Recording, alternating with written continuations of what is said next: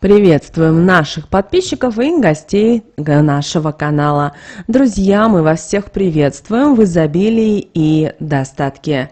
Сегодня в этом видео мы поговорим о том, что ни в коем случае нельзя делать в церкви, даже если вас будут и слезно просить, умолять, потому что таким образом вы не только берете чужие грехи, но и вы берете на себя чужие проблемы, неприятности, беды, а также потом люди задаются вопросом, а почему у меня проблемы со здоровьем, а почему у меня проблемы с деньгами и так далее, и так далее. Конечно же, церковь, в храм нужно ходить, но вы должны просто придерживаться определенных правил и знать их.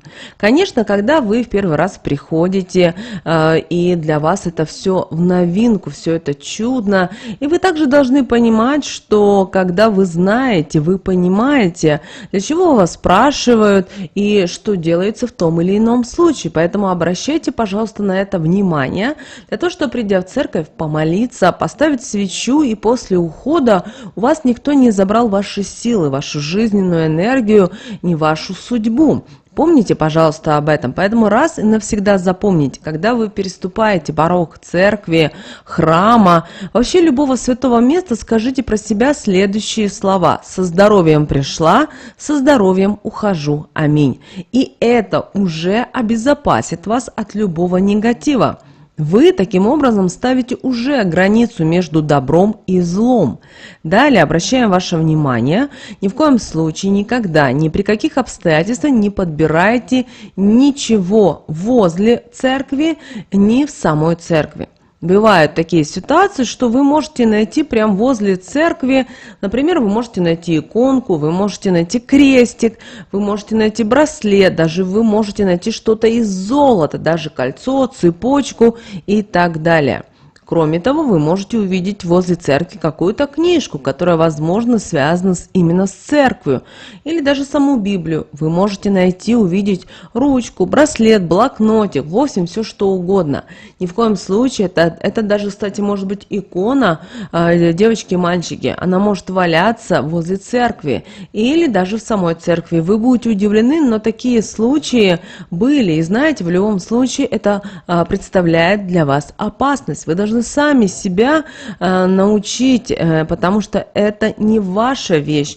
Вы ее туда не клали, вы ее не теряли, значит, вы ее не должны подбирать, вы не должны на ней обращать вообще внимание, заострять на ней внимание, потому что как только вы обратили внимание, вы уже отдали свою жизненную энергию. Следующий момент – это дело случая.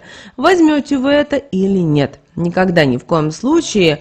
Также бывают такие ситуации, вы находитесь в храме, в церкви, молитесь, идете от одной иконы к другой и видите, что у какой-то бабушки выпало что-то из сумки. Или сама сумка упала, или что-то из каких-то ее личных вещей, предметов.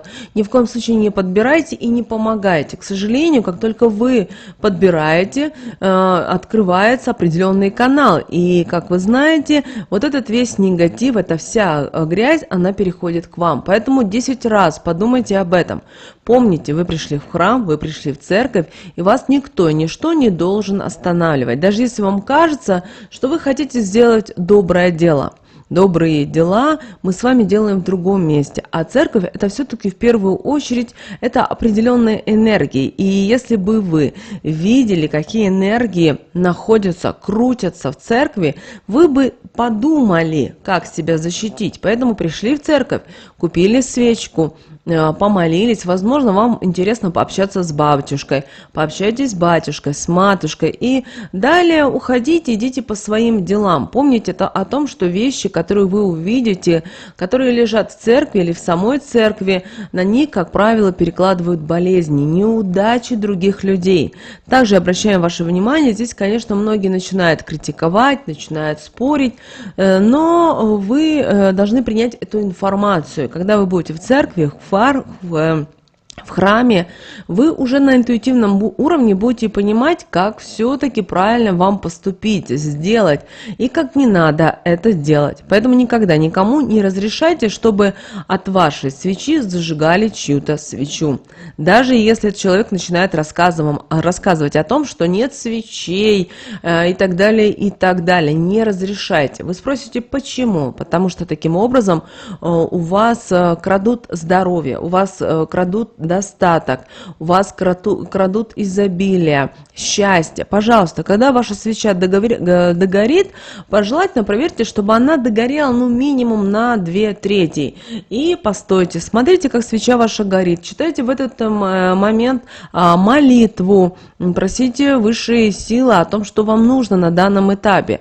Кроме того, вот этот огонь, который горит, это очень хорошо. Вы даже в этот момент можете себе представлять, как любой негатив, как ваши проблемы, беды, они сгорают, и появляется новое что-то в вашей жизни.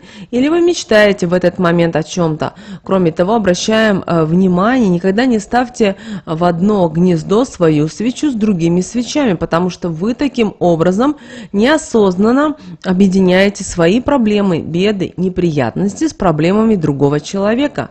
И какие бы ни были у него проблемы, вы не знаете, но вы должны понимать и то, что в основной массе люди, которые приходят в церковь, у них есть определенные проблемы. Как правило, люди счастливыми, они не приходят туда, а которые не имеют проблем, они не ходят в церковь. Да, они ходят, возможно, но они ходят иногда в церковь, они могут пригласить к себе батюшку домой, у них совсем другое восприятие жизни, и вы должны это понимать. И вот такие люди, они могут прийти на личный прием к батюшке, с ним пообщаться, поговорить. Поэтому будьте очень осторожны. Кроме того, возможно, вы замечали, а возможно и нет. Особенно если вы можете увидеть в большие церковные праздники, человек может обходить против часовой стрелки. Вот именно этот ритуал никогда никому не разрешайте делать. Почему? Дело в том, что когда проводится вот этот ритуал, кто-то обходит вас против часовой стрелки, таким образом забирает вашу судьбу и отнимает у вас удачу. Надо ли вам такое счастье? Скорее всего, нет. Кроме того, еще может быть другая ситуация. Вас могут начать ни с того ни с сего толкать в спину, по плечу, а вы знаете, что таким образом достаточно передается сильная порча. Что в таком случае вам нужно делать, спросите вы. Вам нужно вернуть это назад. Как это правильно делать? Вы можете толкнуть этого человека легонько в плечо и сказать: твое дело в твое тело. И таким образом все то, что он пытался вам передать, возвращается ему обратно. И в таких случаях не забывайте о таких понятиях, как неудобно, ой, мне стыдно, некрасиво. Вы должны понимать, что таким образом вам передают достаточно сильную порчу, и последствия не очень будут из хороших. Кроме того, если вас толкнули, верните это обратно. Далее, хотим еще обратить внимание на один момент. Вы должны понимать, что в церкви есть стол, где кладут продукты. Это как приносят на помин умерших. Вот этого со стола ни в коем случае в церкви никогда не берите продукты. Как правило, приносят там подсолнечное масло, приносят муку, крупы, возможно, еще что-то. Бывает, хлеб приносят. И вот, возможно, вы видели, как люди забирают со стола в храме, и таким образом люди, которые забирают это со стола в храме, к сожалению, люди это берут продукты для чего-то. Для чего? Для того, чтобы приводить ритуалы на смерть. Это очень такие сильные, достаточно тяжелые. Поэтому, когда вы стоите, вы видите, и что вот подобные продукты кто-то подошел и забирает, или есть другой момент, приносит, и вы даже можете замечать, что приносят как свои продукты, а забирают чужие. Это вы должны понимать, что это неспроста. В этот момент был проведен очень, возможно, черный ритуал. Просто чтобы вы понимали и знали, что это неспроста. Батюшки об этом знают, но они не могут, знаете, стоять и всех, и все контролировать. И знаете, даже за этим достаточно проследить достаточно сложно, особенно если это большой храм, это церковь, много прихожан. Даже батюшки, которые очень долго проводят службы в церкви, в храмах, они даже знают этих ведьм, колдунов, и даже с ними проводят беседу. Но вы должны понимать и то, что если, как говорится, есть цель, не вижу препятствий. В этом случае, поэтому, чтобы вы знали и понимали, что это такое вообще происходит. Кроме того, никогда никому ничего не давайте в церкви. Бывает так, что к вам могут подойти, попросить, ну, например, листок бумажки или просто ручку, попросить карандаш, могут попросить свечу, могут попросить все, что угодно, могут вас попросить при этом, это, возможно, будет какой-то для вас мелочью, знаете, таким образом вы отдаете свое благополучие, поэтому это делать категорически нельзя. Далее немножко уделим внимание куполам. Бывает так, что вы выходите из церкви или вам возле храма подходит какой-нибудь, например, старый дедушка и говорит, что «Ой, извини, я не вижу, подскажи, сколько куполов у этой церкви». Возможно, вы слышали это, что называется, нужно посчитать купола, но лучше запомните, вообще это делать нельзя. Никогда не стоит отвечать на такой вопрос. Услышали? Такой вопрос. Развернитесь и идите своей дорогой. Не говорите, а зачем это вам, и так далее. Потому что вы запомните, если это однокупольный, это накладываются проблемы и сложности в работе, которые будут, кстати, неразрешимы. Также проблемы на судебные какие-то тяжбы, на тяжбы с государственными органами и так далее. Ну а если в церкви 5 куполов, вы знаете, это порча, вас ждет тяжелые болезни. Нужно ли вам такое? Скорее всего, нет. Поэтому никогда не считаем у церкви купола. И вы знаете, как все происходит. Дело в том, что когда вам задается вопрос, вы знаете, задается специально вот такими людьми, как бабушки, как дедушки, знаете, божьи одуванчики. И, знаете, таким людям как бы сложно отказать, стыдно.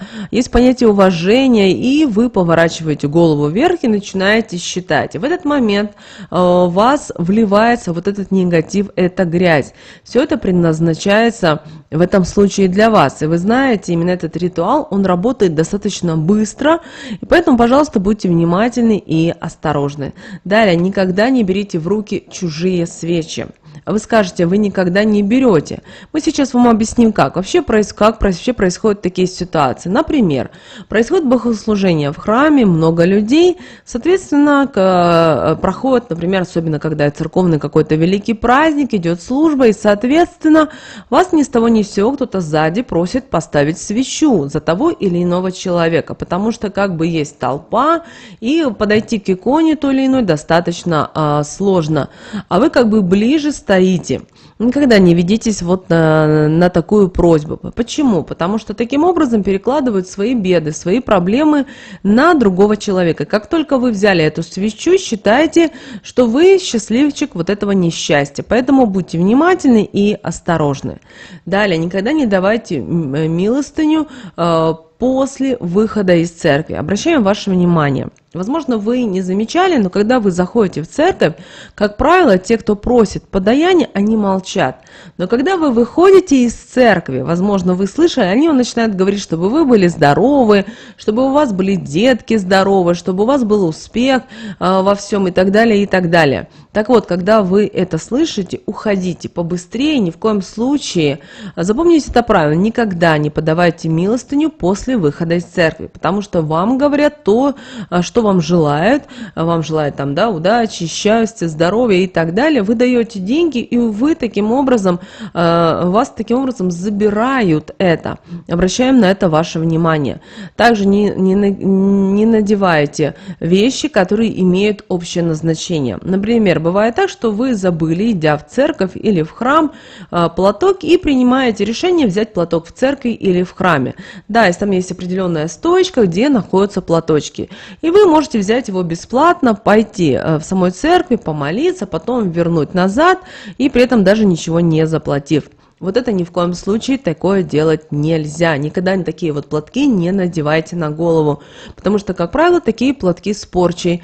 И вот у человека может быть ужасная судьба, и, допустим, женщине, чтобы устроить свою судьбу, это делается обычный переклад. И тот человек, который надевает вот такой вот платок, он не может устроить после свою личную жизнь. У него появляются какие-то проблемы и так далее. Что же делать, если вы забыли платок? В таком случае есть при церквях есть церковные лавки, при храмах есть церковные лавки, где продается все, в том числе и платки. Зайдите, посмотрите и купите тот платок, который вам понравится. И его наденьте, и после этого уже заходите в храм или в церковь. Но никогда не пользуйтесь платками, которые вот бесплатно, и которые общие для всех. Потому что, надевая чужой платок, вы тем самым берете на себя чужие грехи. Возникает вопрос, надо ли вам такое? Скорее всего, нет. Поэтому подумайте о том, что вы делаете. Если вам на интуитивном уровне вы чувствуете, что что-то не так, не делайте, не говорите, не объясняйте и так далее. Для этого есть батюшка, для этого есть матушка. На крайний случай есть церковные лавки. Человек, который продает, в то же время может вам что-то подсказать. Также все остальные это не ваши помощники в церкви или в храме. Как бы вы ни хотели, открывайте, пожалуйста, глаза. Вот такой вот, друзья, важная и ценная информация мы хотели с вами еще сегодня поделиться. Также хотим еще об одном моменте проговорить. Очень часто в церкви ни с того ни с сего вы можете разговориться с человеком случайно, как вы думаете, который может ни с того ни с сего задать, вот, например, такие вопросы. Сколько лет ты проживаешь? Сколько ты зарабатываешь? А не помолишься ли ты за меня? Никогда на такие вопросы не отвечайте. Даже если вы слышите такие вопросы, уходите от такого человека, потому что он пришел в церковь, в храм, в святое место.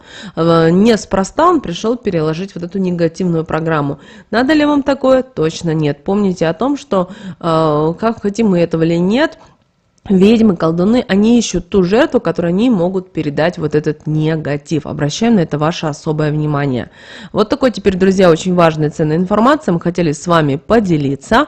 Мы надеемся, что эти советы, эти рекомендации вам помогут в жизни. Обязательно делитесь этим видео с теми, кому вы знаете, что это видео и эта информация будут и полезна, и важна. Еще раз обращаем ваше внимание. Мы за то, чтобы люди ходили в церковь, ходили в храм. Но просто есть определенные моменты, правила, которые нужно придерживаться, и в вашей жизни будет тогда все прекрасно и чудесно. Друзья, ну а прямо сейчас на экране вы видите два всплывающих окна. Это следующие рекомендованные видео для вас. Нажимайте на то видео, которое вам на интуитивном уровне понравилось больше, и смотрите. Всех вам мыслимых, друзья, и немыслимых благ. Услышимся с вами уже буквально в следующем видео.